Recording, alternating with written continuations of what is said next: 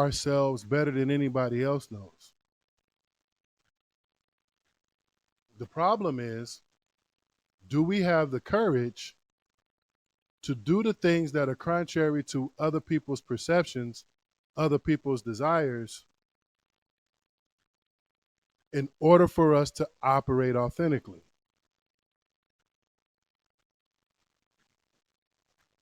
So,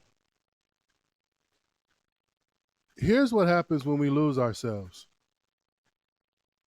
in terms of how we think, how we feel,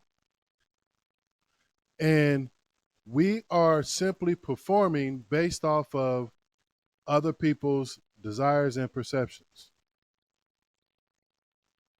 A lot of people are walking around with a smile on their face, miserable on the inside.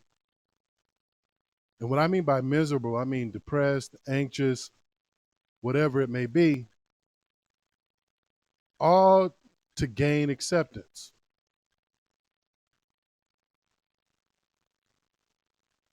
Some people go so far as to losing themselves, if you will, that they develop codependency. Now they need other people. We need other people to understand what we think or how we feel about ourselves, what we should do. And in fact, we use other people, or someone who's codependent use other people just to feel accepted, just to feel value, just to feel a part of.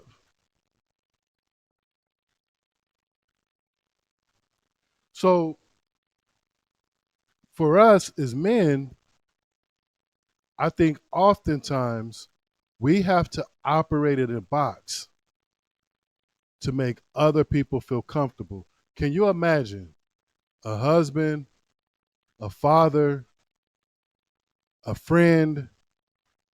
Could you imagine if we all operated within our own authentic selves, what that would look like?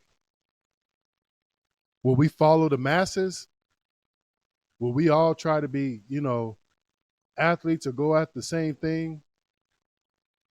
It's interesting because what we see is, I believe some people don't know if they're cool or don't know if they're acceptable until they see something come out on TV or social media, they mimic it, and then next thing you know, everybody thinks you're cool because you're doing what everybody else does. You have just now become a sheep.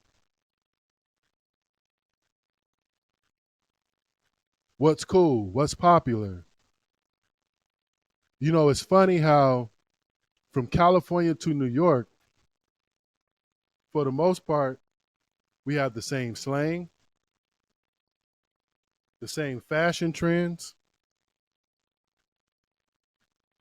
the same things trend, popularity,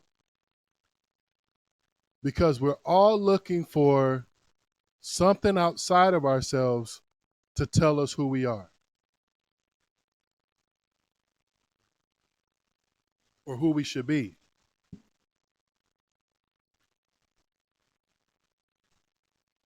So when we forget to operate within our own authentic selves, and I want to explain what that really looks like.